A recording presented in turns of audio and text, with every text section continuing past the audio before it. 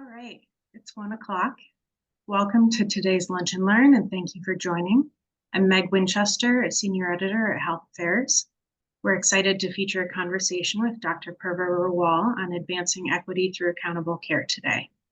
Dr. Rawal is the Chief Strategy Officer for the CMS Innovation Center, where she provides guidance and leadership on the execution of the center's strategy. Previously, Dr. Rawal was a principal at CapView Strategies, where she developed evidence-based public policy and business strategies and conducted policy research on health system transformation and sustainability issues. She's published extensively in Health Affairs Forefront on policies and strategies related to accountable care. So today's discussion is part of the Accountable Care for Population Health series, which is supported by Arnold Ventures. We're grateful to Arnold Ventures for its support of our work. The series is in its second year, and to date, we've published 42 pieces on this important topic. We hope you check it out on the website and get in touch if you're interested in submitting. Questions may be submitted through the Q&A tab at the bottom of the screen. Guests do not have to wait until the Q&A period to type in questions and should feel free to enter them in the chat at any time during the presentation. I and another colleague will be monitoring them. But to kick off, I'm going to ask a few of my own questions. Purva, you've published a number of pieces with your colleagues in our series about the Innovation Center's approach to accountable care. Given that I know this is a topic central to your work, I was wondering if you could begin by giving us a broad overview of the Innovation Center strategy for those who are not as familiar, and then we'll get into more of the nuance and mechanisms for making this happen. So, Purva? Happy to do it. Meg, first, I'll just say thanks to you and Health Affairs for giving me the opportunity to be here this afternoon, and thanks to everyone for joining. It's such a great chance to hear and hopefully answer a lot of your questions today. So as Meg said, please keep them coming. And Meg, I'll just say 42 articles is amazing. I want to say how informative the Accountable Care series is, and I'm a regular reader. I don't know if I've read all 42, but I'm definitely a regular reader. I think it's become a really important forum for elevating the concept of accountable care, and I'm excited to talk about the intersection of accountable care and health equity in particular with you all today. I'm happy to start with just a quick overview of our strategy, which some of you may have already heard, but as many of you know, the Innovation Center was established in 2010 as part of the Affordable Care Act to test value-based approaches to care delivery and payment that hopefully improve the quality of care provided to Medicare and Medicaid beneficiaries while holding program costs level and hopefully reducing program costs. So value-based care offers us the chance to reimagine our current system as one built around people. We know that fee-for-service payment systems are not necessarily designed to meet the needs of patients in a holistic way, and that's really what we're talking about when we say accountable care. And we're seeing the burdens of that fee-for-service system on physicians and other clinicians too, who want to provide more person-centered care and accountable care and focus on the people that need more time. And I can, as we continue our conversation, give you some examples of how we see that playing out through our work. Since 2021, you asked about our strategy in particular, we've been guided by the vision to build a healthcare system that achieves equitable outcomes through high quality, affordable, person-centered care. And that's a big, bold vision. And we have 5 core objectives that guide the implementation of that vision. Our first strategic objective is obviously the name of your series, is to drive accountable care that results in the delivery of whole person integrated care with accountability for outcomes and quality as well as total cost. And as I said earlier, I think the Accountable Care series is making such an important contribution to advancing this goal and raising awareness about this goal across the health system.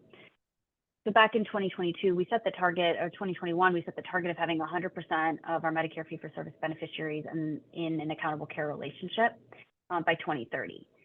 Our second strategic objective is to advance health equity, which is critical to improving healthcare quality. You can't improve healthcare quality without addressing equity and closing disparities in access and outcomes.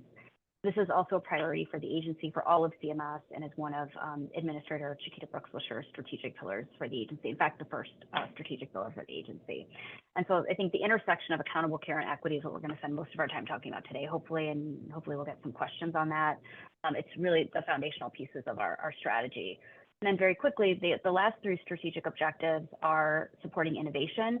I think about these as all of the things that happen in the background to enable the delivery of that person-centered integrated care, things like access to actionable practice-specific data, payment and regulatory flexibilities and waivers, and peer-to-peer learning collaboratives.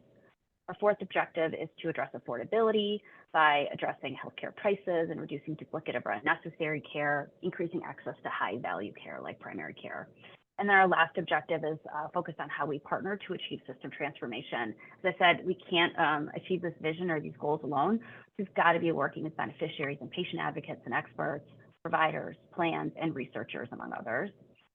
So at a very high level, that's our vision, our 5 objectives.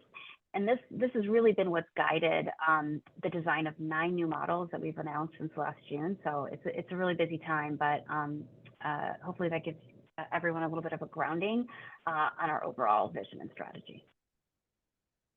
Great. So going back to that second objective, I was wondering if you could elaborate a little bit on how CMS conceptualizes equity. What does that mean? Yeah, absolutely. I'll start by, I guess, talking a little bit about CMS's vision for health equity. And the agency's vision is that all of those served by the agency have achieved their highest level of health and well-being, and that we've eliminated disparities in healthcare quality and access. And as I said earlier, equity is the first pillar in our agency strategy and a priority for the agency and the administration. So how does this happen in practice if you're a provider?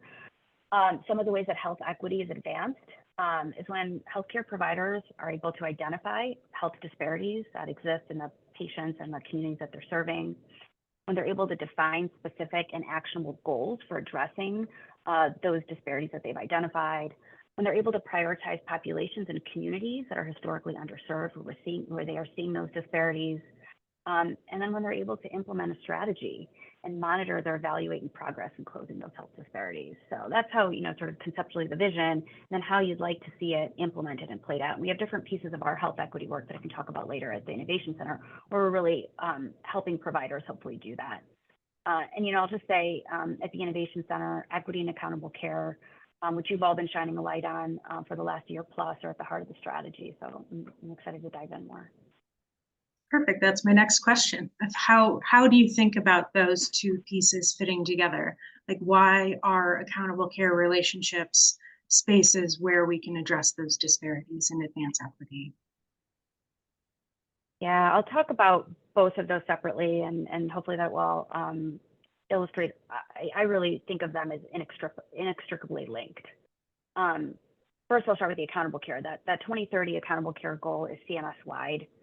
And at the Innovation Center, we're working really closely with our other components, especially at the Center for Medicare, to help realize those goals and vision. And actually, I think just at the end of last month, we had a piece published in Health Affairs Forefront, sort of detailing how we're thinking about our work in the advanced primary care and the ACO space, along with our Center for Medicare colleagues.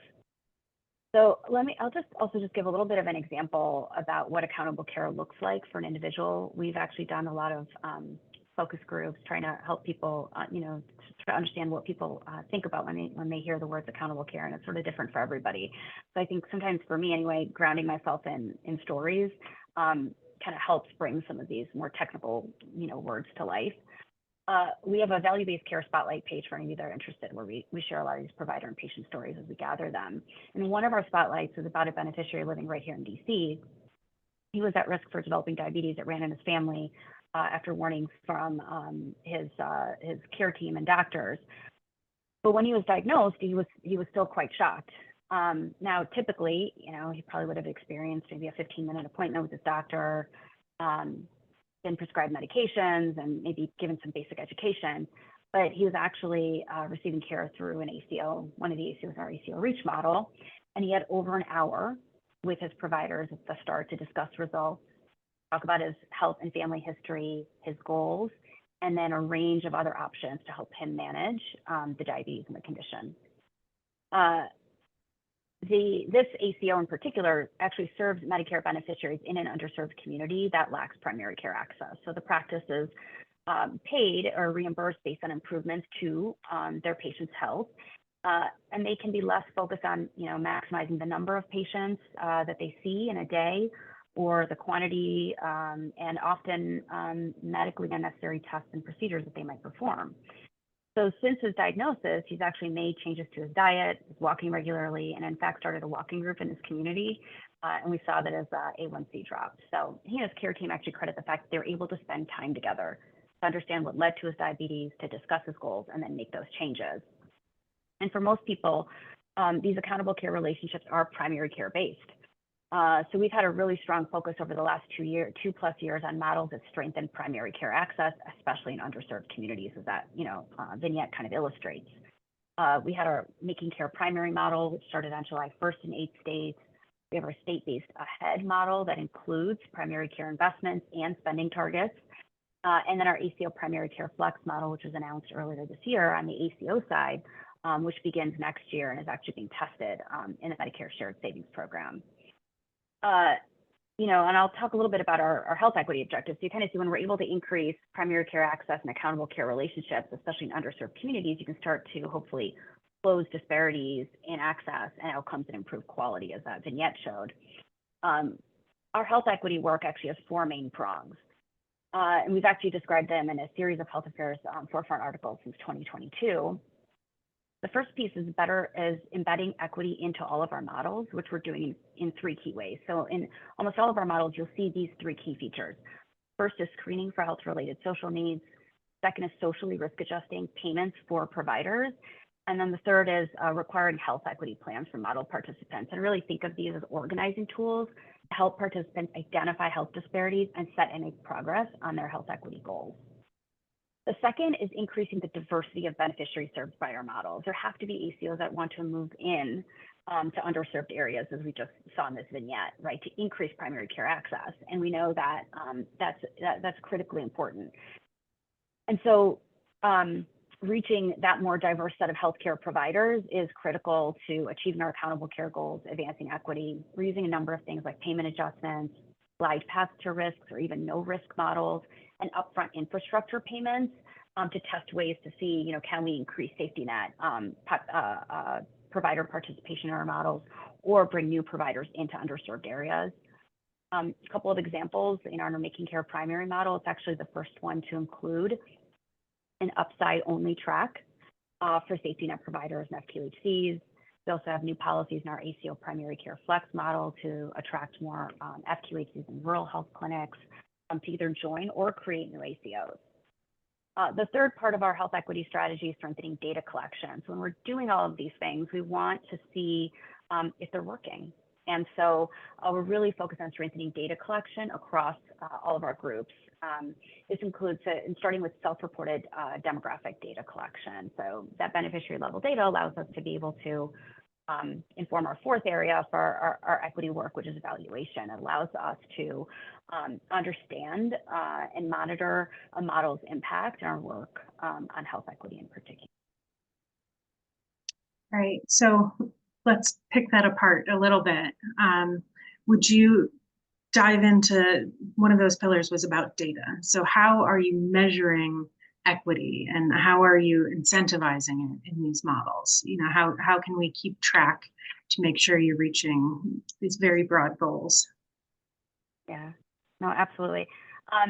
I'll talk about measurement and evaluation. First, I'll also say that back in 2022, we had released a 1-year update to our strategy. And at the time, we had released a number of public-facing metrics to see if across our portfolio, we're hitting some of our targets on accountable care and health equity in each of the 5 objectives that I talked about. We had set baselines in 2022 and then targets for 2025 and 2030. And those are all things we're going to publicly report on. So that's really important. I think just, when we talk about accountable care and accountability, we also want to be accountable for the goals that we've set out. And so we've got some central level public metrics that we're excited about to kind of see how we're doing, not just within a model, but across the portfolio. Are we moving the needle on our strategic objectives? So, I'll talk a little bit, dive into the measurement and incentives that you asked about. So I think some of the key questions are the ones that you were kind of, I think, alluding to, like, are we improving access? Are we improving outcomes and experience for people? Are we bringing more safety net providers in? Our models are tests of care financing and delivery and transformation. So we are thinking about evaluation very early in the design phase of models so that we're collecting the right data, asking the right research questions, that at the end of the model, we can better understand models' impact on cost, quality, and in particular, we're talking about health equity today.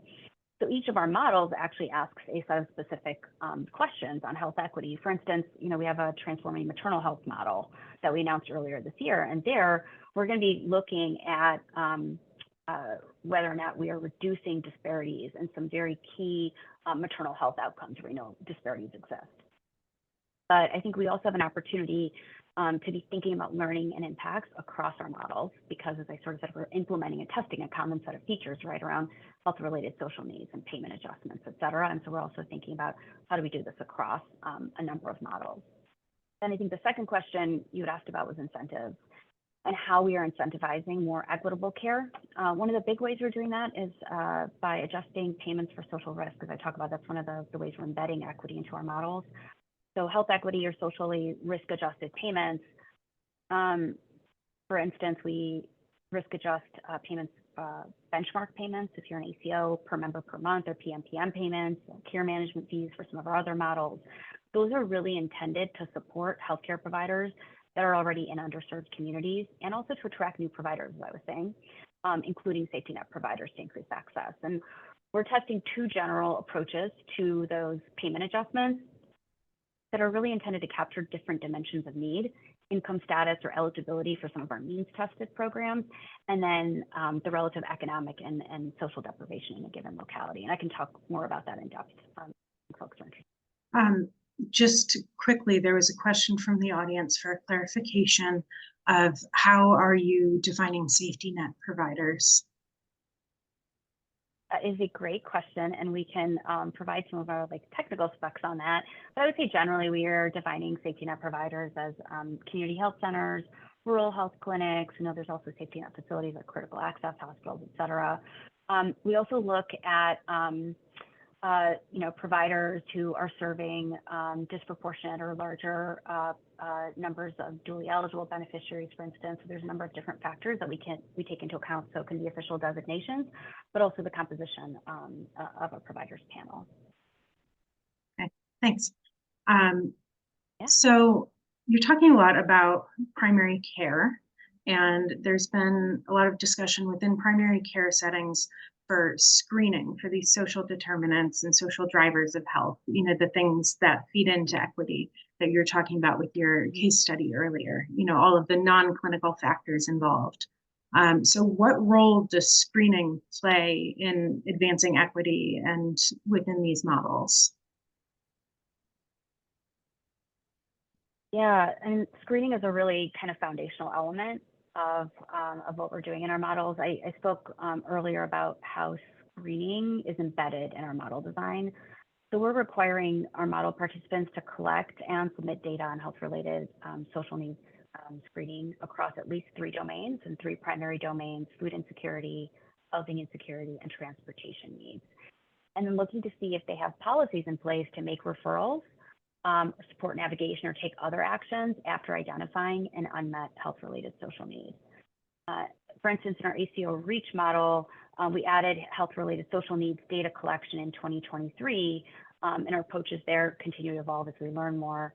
In our Making Care primary model, practices are now screening for health-related social needs. They are providing referral resources, and then internally developing workflows for referring people with unmet health-related social needs, or HRSNs, to social service providers in the community. And a lot of this work, for those of you that follow the Innovation Center's work more closely, is really informed by the Accountable Health Communities model, which has ended, but it tested whether connecting Medicare and Medicaid beneficiaries to community resources for their health-related social needs improves healthcare use, and whether it reduces costs. And we found some really great results from that, and we continue to have evaluation results coming out from that model, where we're seeing that, yes, we can screen for health-related social needs at scale in different settings, in different geographies. When you identify an unmet health-related social need, a majority of people are willing to take a referral and accept navigation. And the navigation is key. Once people can get navigated to actually address that unmet health-related social need, you start to see changes in healthcare outcomes as well. And that model, I think, is just, and it's a great example. It's really catalyzed the movement to systematically identifying and addressing social needs. And again, that's become the basis for how we're incorporating screening across our models. And again, I always ask myself, like, how does this translate into practice and, to an individual patient? And so I'll just share another example, if it's okay, that I just thought of from our primary care first model, actually. In that model, we have a Pennsylvania primary care practice. And as they were participating in the model, they added a full-time social worker to actually help identify patients' non-medical needs or the health-related social needs, and then support resolution of those needs. And in this practice, one of the stories they shared with us was that one of their patients was a retired florist, and he actually found his rent surging at his apartment that he'd been at for quite some time. And he was able to turn to his primary care practice for help. The practice identified that he was facing some housing instability. And the on-site social worker in the practice actually helped him apply for subsidized income-based senior housing and other benefits that allowed him to maintain his home, helped him stay within his fixed income. And that was really important for his overall well-being. It's a great example. Thank you. Sometimes that can get really broad, addressing social needs in healthcare spaces. So I was wondering if you could talk about kind of some of the limits to doing that. We can't do everything through a primary care provider. How do you put boundaries on addressing social needs in this way? Yeah, I think that's a really important question. And, I'm a clinical psychologist by training. So to me, it's like such an exciting time in healthcare as more people understand the role of health-related social needs in health outcomes and in just people's well-being. But we know that these needs are often changing. So I gave a couple of examples today, but, if you check in with that retired florist or others, maybe 6 months down the line, you might find that, their housing might be stable, but they're facing a different, food insecurity, different challenge. And that's why often as these needs are changing, community-based organizations have the expertise and often have the community trust to help people navigate housing, nutrition, energy, utility, and other needs. So I really think these have to be partnerships and collaborations with each system, right? The healthcare system and our social service system or community-based organizations working together to care for all an individual's needs. Ultimately, we recognize that it can be difficult to connect people to resources they need if they're in short supply in the community. So we're continuing to think about, I think it's a real priority for us as we move from screening to referral to navigation, to really be thinking about how are we equipping our model participants to partner effectively with community-based organizations. So each is leveraging the other's expertise. Again, in our accountable health communities model, we found that awardees use data on the number of health-related social needs to make other local stakeholders aware of the depth of need in the community, to build new collaborations. They're working to fill gaps in community resources. But we also saw that even when needs couldn't fully be addressed by community resources, providers actually were talking about integrating that important information into the person's care. So then they are able to better tailor their plan of care to the person. So I think it's that collaboration and that partnership and better understanding what each system is doing. For those of you, and I'll just say, for those of you that haven't read it yet, and I don't know if most of you hopefully are familiar with the Healthcare Payment and Learning Action Network, they actually have a health equity advisory team. And last year, they released a document with recommendations for how the healthcare system and providers and payers can be engaging with community-based organizations to address health-related social needs in the context of value-based payment and care models. And they actually had 4 recommendations that I think are worth noting. The first is, again, collaboration and partnership, and making sure that underserved populations have a role in decision-making and governance of healthcare organizations. So, creating those linkages deliberately. The second was using hubs and neutral conveners, right? These community care hubs that are increasing in number across the country, they organize and support networks of community-based organizations that provide social services. And then the third is supporting community-based CBO capacity infrastructure, so things like care coordination, financing, referral workflows, TA, technical assistance, platforms. So that kind of infrastructure support for CBOs, again, helps them do their work increase that connectivity between the CBOs and the health system. And then the final is funding. Some healthcare entities can provide and are providing pre-funding support or infrastructure grants to help the CBOs meet the necessary startup kind of operational needs to be able to partner with health systems and provide social services in an ongoing way. Okay. So a lot of this discussion has been about primary care services, and a lot of the models from the Innovation Center are primary care. But we've published a few pieces in the series on specialist engagement. So I was wondering if you could talk about the strategy for kind of expanding accountable care relationships to include specialist care. Yeah, I'm happy to. There's a couple of data points I'll start with because this is what I always keep top of mind. I know, primary care is the foundation of a high-functioning health system, but I think there's some quick data that really underscore the importance of specialty care and the need for coordination and integration across the two. So nearly 30% of Medicare beneficiaries have 2 or 3 chronic conditions, 22% have 4 or 5 chronic conditions, and 18% have 6 or more. When you think about the complexity, the medical complexity that beneficiaries are presenting with, that can't all be solved by primary care, right? And then in response to having that number of conditions, the proportion of our Medicare beneficiaries that are seeing 5 or more physicians annually increased from 18% to 30% in the last 20 years. So again, we're looking at greater levels of medical complexity and then more complexity in the system because people are seeing more specialists. So to provide whole person care or accountable care, it's got to be engaging specialists, right? They've got to be part of that picture in that equation.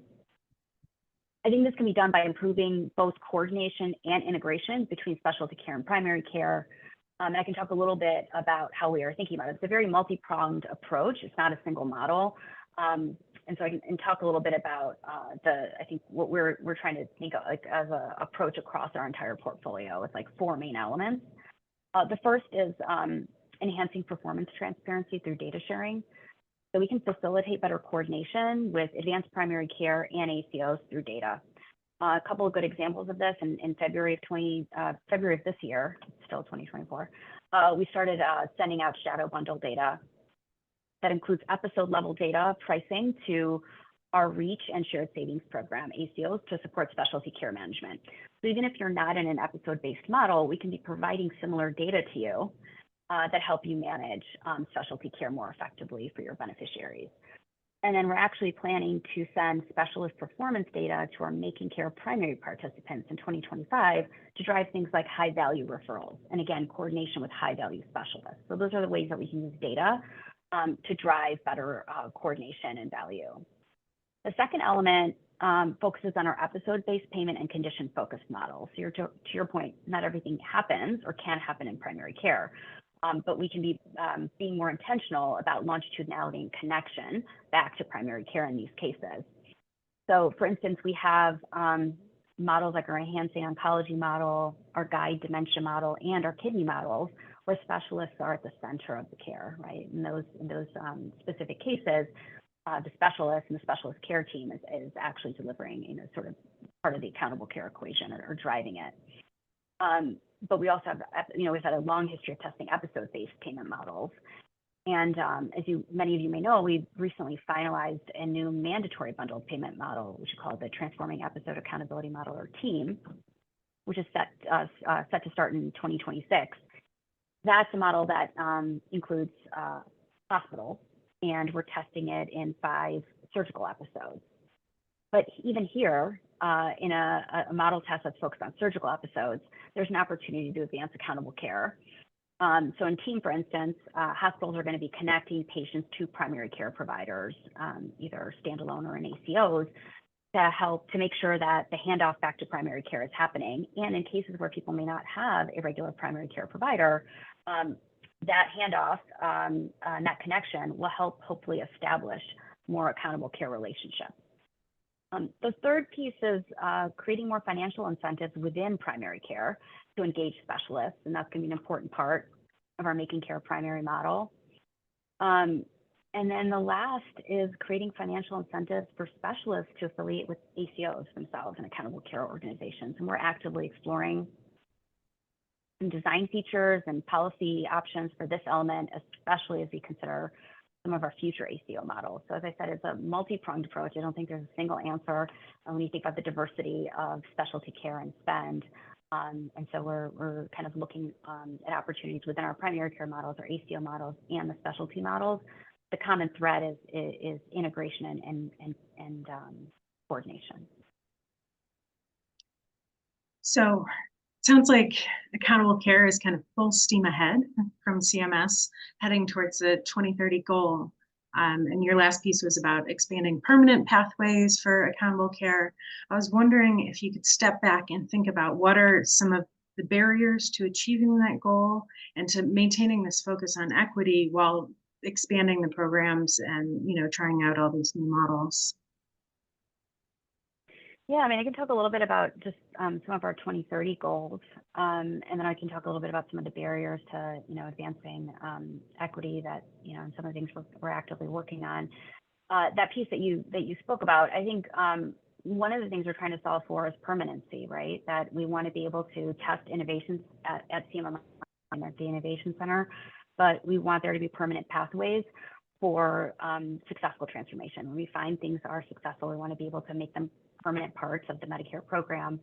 So one of the things that we're doing is trying to test models within, for instance, the permanent shared savings program, because that gives us an opportunity, again, to be able to scale and make permanent successful innovations and transformations.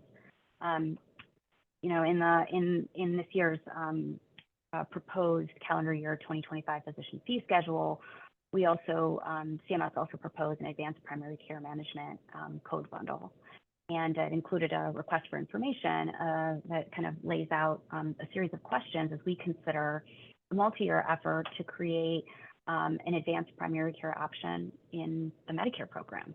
And so that also becomes, kind of a chassis for us to think about how we can scale innovations for our advanced primary care work. So I think permanency is a big thing. People are looking for permanent pathways for transformation, especially, we've been on this journey for over 10 years now. And so in many cases, the testing continues, but we want it to be, we want to be able to give people a sense of what the path forward and what that permanency looks like. I also think there's a lot of, there are levers under CMS's control, and then there aren't others. And I know that, people have been talking about things like the advanced APM bonus, and a lot of those other factors, I think, also come into play in terms of people's decision-making around joining value-based care models and programs that help drive accountable care. And then I think it's, continuing to really push on increasing access, especially in underserved areas where we know there is a history of underutilization of primary care and specialty care, and increasing access through some of these models, I think, is especially critical. And then if we have a minute, I can talk a little bit about some of the barriers to advancing equity and some of the work we're doing there, if that works. One of the areas that I referenced are efforts to collect self-reported sociodemographic information and data. That's, it's really critical. If you have good data, you can understand where you are making progress and where you're not. Again, ACO REACH was the first model to incorporate that sociodemographic data reporting, with nearly all participants reporting the data to CMS. But, one of the things we learned is that this was really operationally challenging. And so it's a real priority for us to try to find ways to ease these operational burdens. But there's definitely that, I think that reality. Second, some data are not yet still systematically collected. So for instance, disability status, that is not something that, we as a system are uniformly or in a standardized way collecting data on. Actually, beginning with our enhancing oncology model, we're going to start to collect data, both on the status and the nature of disabilities. Third, I think it's resources as well. We are testing, like, as I said, new payment adjustments and social risk adjustment payments. But we know that succeeding in a lot of value-based care programs and taking a real population health approach to caring for people, it requires more. It takes data analytics, infrastructure, technical assistance, upfront investment. That's especially challenging for safety net providers. I think I referenced earlier, we're starting to test some of this.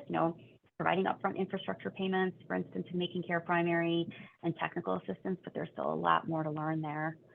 And then, you asked the last question around some of the barriers or limitations around screening for health-related social needs. And so I think we also have to think about building capacity outside the healthcare system, such as housing, nutrition supports. There's a lot of excitement that we're tapping into right now on addressing these drivers of health, but we also need to increase our ability to service those needs across different and very unique communities. All right. There's a lot to take in there. And we have a ton of questions from the audience, but one kind of follows up from what you just said. Someone asked, are the metrics for evaluation designed for response from the providers participating in the model or the patients? Yeah, so our evaluations, when you think about who's in our models, it's usually providers and provider organizations. But we want to understand the impacts not only on providers, but at the end of the day, we want to understand the impacts on beneficiaries. So when we're thinking about our evaluations and some of our measurement, we are looking at overall impact on costs, and then we're looking at quality and quality impacts and outcomes on patients. We also use a mix of quantitative and qualitative methods. So we can, often do qualitative interviews to really understand what a provider's experience was like in the model, what might have a model enabled them to do, what were some of the barriers that they still faced, what didn't work. And we do the same with the beneficiaries as well. I think it's really important that that our evaluations and all the work that we're doing focus on both the provider and the patient, because at the end of the day, they're the end users, right, of the system. It makes me so happy. My background is in anthropology, so every time I hear qualitative, my heart is happy. So let's see. One of the other questions is, as a sole provider in the FNP, how would I go about joining or starting an ACO? That is a great question. I don't know if I have the perfect answer. But one of the things we've been trying to do more and more is to get new ACOs to form, because, and I think Mag Health Affairs has published a lot of this research that academics and other experts have done, that when we have new entrants or new ACOs, often many of which and they're physician led, we see positive health outcomes and lower system spending. So that is one of our goals, is to grow the pie here and bring more folks in. So I just love that is one of the questions that we're hearing. There are a number of resources on CMS's website. There are also a lot of organizations that really support ACO formation. At the end of the day, ACOs are groups of physicians and clinicians and care teams that are coming together to accept accountability or responsibility for a patient population. And so they take lots of different forms. But that is one of our goals, is to grow the pie, and happy afterwards to share resources. But we do have a lot of information on CMS's website about what ACOs are and how they form and what some of the rules are around them. All right, so we have a number of questions about kind of trying to address things at the level of the practice. So one person asks, what are great practices of trying to spend time with patients with a high volume of patients? How do you manage that? And how do you address issues of workforce at the facility level too? Yeah, those are two really good questions.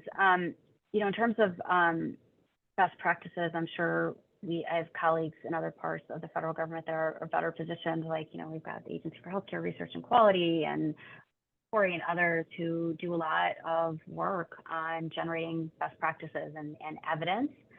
I think the common thread for me across those two pieces in particular, from a value-based care perspective, is flexibility.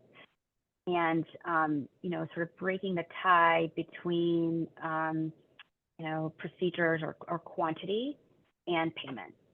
And so I'll give you an example. I went on a site visit to one of our model participants last year, and it was a practice that had recently joined an ACO model. And so I was asking them, I said, well, what's your experience been like as a practice? They'd been around in this neighborhood for about 30 years. And they said around the pandemic, they almost closed because they just, they weren't, people weren't coming into the office and they couldn't, bill. And then they joined this ACO where they were now getting, upfront or population-based payments. And they said it sort of turned things around and allowed them to stay open in this neighborhood. And then when I asked them, well, qualitatively, like, what does that mean for your day now? They said, well, I used to see about 30 patients a day, down to 10 to 12 now. And I see the most, and the physicians are saying, I see the most severe patients. I see the patients that need, and then I'm surrounded by a care team. I have a care coordination, I have a care coordinator, a social worker, and those are the folks that are often checking in on patients, telling me when somebody started a new medication or if they're having trouble with something. And so it's just, having prospective and population-based payments often unlocks that kind of flexibility to be able to deliver that kind of care.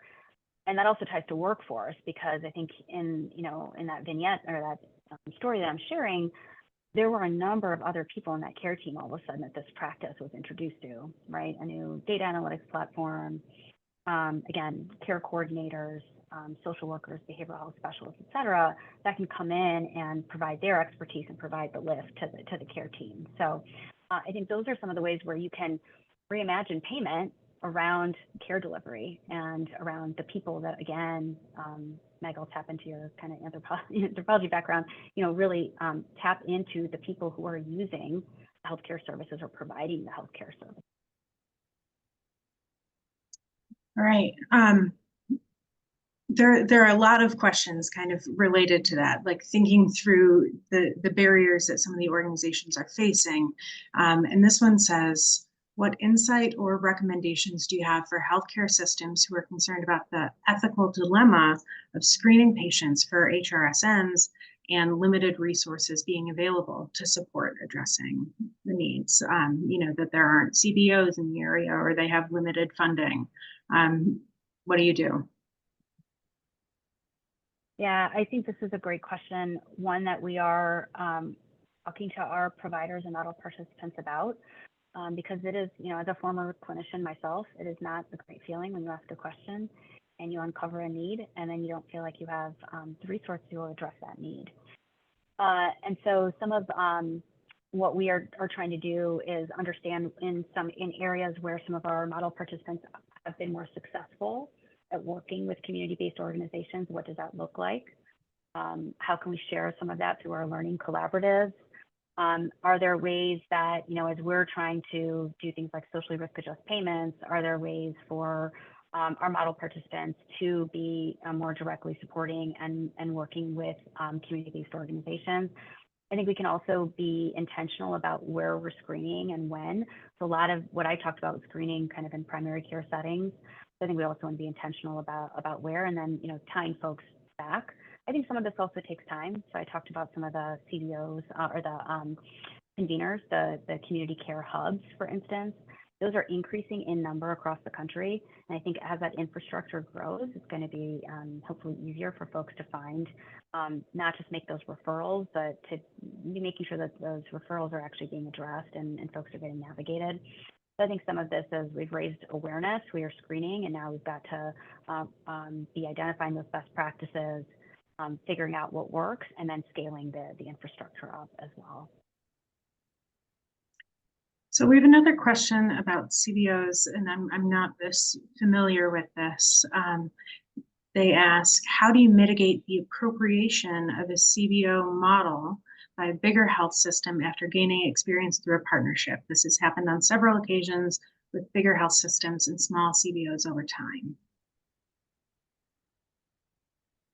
Yeah, I think our hope is that the CBOs are, again, I have a background in behavioral health, so I truly believe that, we all have our own expertise, and when we are working together, we're better at solving problems, and acknowledging others' expertise is really important. And so we have been really focused on partnership and collaboration and identifying those ways that if you're an ACO or primary care practice, that kind of collaboration with the CBOs and local CBOs is working, and what may not be working and where people need additional technical assistance, support, guidance, again, using our learning collaboratives to leverage a lot of that. And in cases where that's not happening, I think we'd be, interested in hearing the experience from the community-based organization side as well in areas where they feel like that isn't happening, or maybe we're not getting the kind of results or behavior that we would expect to see. Okay. Somebody asks, why does CMMI not have any programs for small independent physician practices?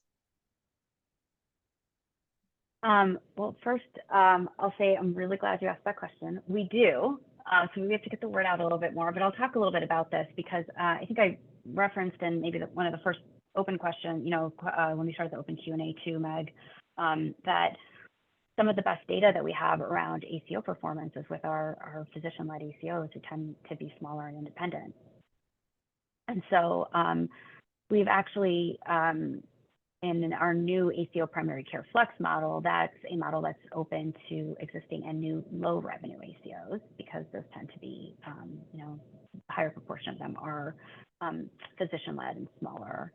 Many of those are often physician practices that have come together because they want to remain independent. Also in our Making Care Primary model, that model was really designed with 3 different tracks. The first one being for providers and practices that are smaller and new to value-based care altogether, because we know that 45% of primary care practices, for instance, have not had participated in any value-based payment model or program. And so we know that there are a lot of folks still out there that we have to reach. And so that model in particular is kind of a 3 tracks, and it's progressive, so that you are, building up to the capability to be able to accept, hybrid payments, for instance, care delivery infrastructure kind of is built up over time, knowing that, small and independent practices that are coming in that are new are going to need more time and more support. We also did things like build in things like upfront infrastructure payments again for eligible practices, again, who are smaller and newer. I'm happy to talk more about that, but that's definitely an area of focus for us, is how do we grow the pie by bringing some of the smaller and independent folks in. Great. How do the quality measures differ for specialists versus primary care providers? Yeah, and for primary care providers, I think we have a more well-established set of measures. I think a lot of primary care physicians, and I feel like there's probably still too many measures, but we do have a more well-established set of measures that often aren't reflective, obviously, of specialty needs. So, first I'll just say that the measure sets have, there's some overlap, but they are by nature are different. And by specialty, there are areas where you have more developed measures, like in cardiology versus maybe a smaller specialty.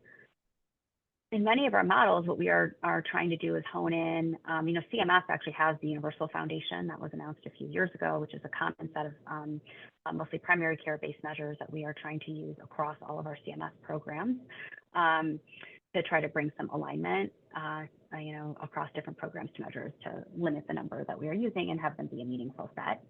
At the Innovation Center, sometimes we can often play a role in thinking about areas where there might be measurement gaps.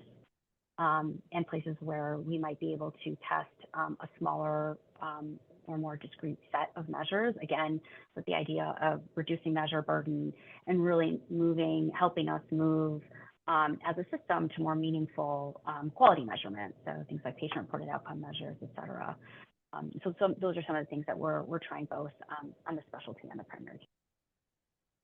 Are there any plans to make a universal standard equivalent for specialist care? Yeah, that's a good question. I think we are thinking about universal measure sets in other areas. Again, the specialty area is a little trickier, and so there are definitely other areas that my colleagues in the Center for Medicare and Center for Clinical Standards and Quality are thinking about in terms of creating measure sets in other discrete areas as well. Okay. Somebody asks, what's next after ACO REACH model testing ends? Yeah, this is a question I get like every week. So the ACO REACH model ends at the end of 2026, for those of you that may not be as familiar with the ins and outs of some of our models. And it is our largest ACO model that we are testing right now. We've got about 2 years left. And so I know that many of our participants are thinking about what comes next. And we are, looking at our most recent evaluation results. We are looking at our financial and quality performance results. We are, again, using a lot of the qualitative interviews and evaluation work that we do and engaging with those ACOs very directly to understand what's working and what's not, to inform the design of a next model after ACO REACH. I'll also go back to some of what we talked about in our most recent health affairs forefront piece on kind of expanding permanent pathways. I think what we want to be able to do in any model, but especially in a model that comes after, an ACO model that comes after ACO REACH, is also thinking about scalability into the shared savings program. And how are we testing things that continue to strengthen and grow that program? How do we make it sustainable for the folks that have been in that model for several years? And how do we, how do we design to bring new folks in? So for instance, smaller independents and new ACOs. I think those are some of the other questions that came up today. So those are some of the things that are top of mind, but with that end goal of testing things that, again, strengthen the shared savings program. All right, we have a question that pulls us back to the focus on equity. Someone says health literacy is a component of achieving health equity.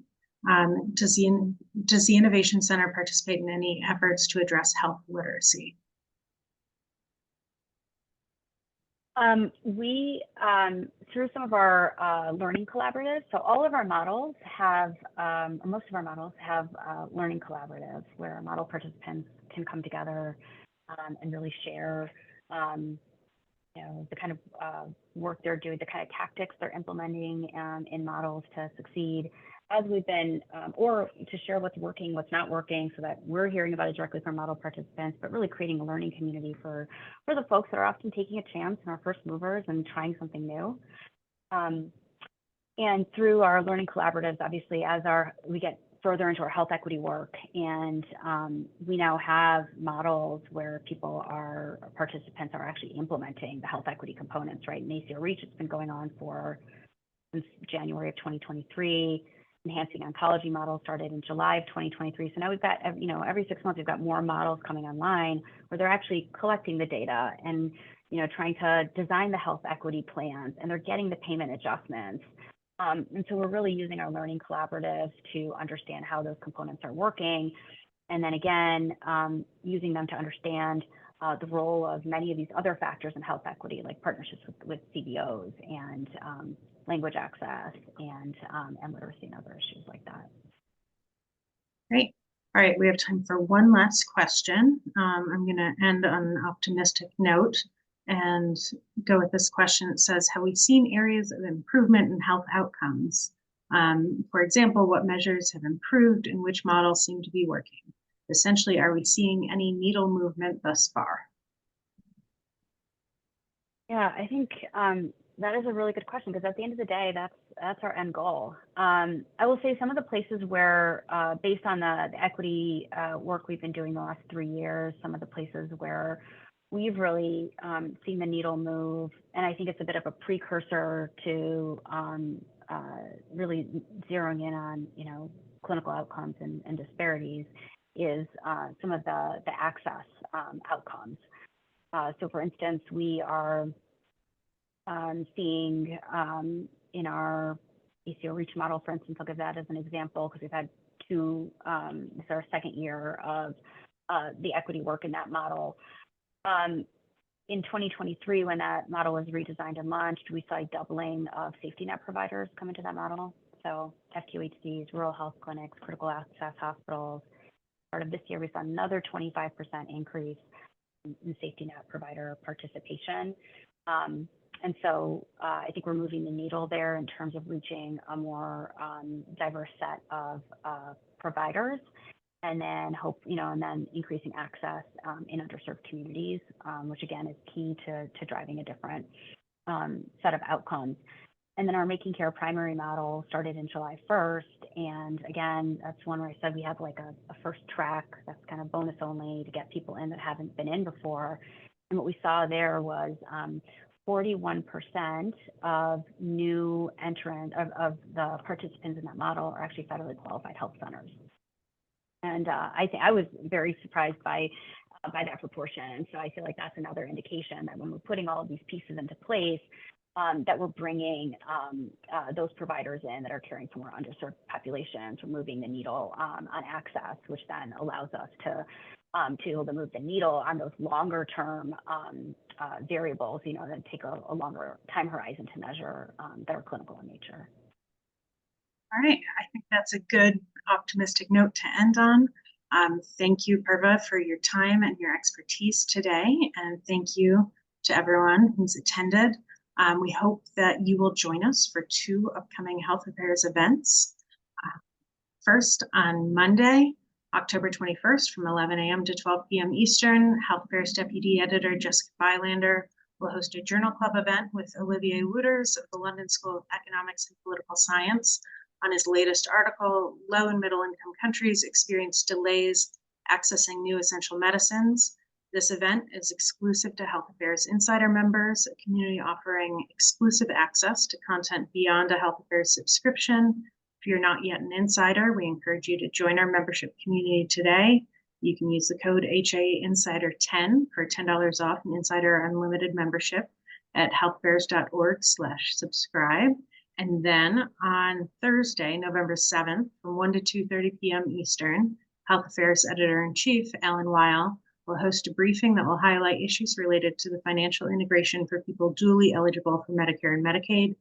The event will highlight different approaches states have taken to promoting integration and how federal policy can support movement toward better care for people who are duly eligible. That one's open to the public.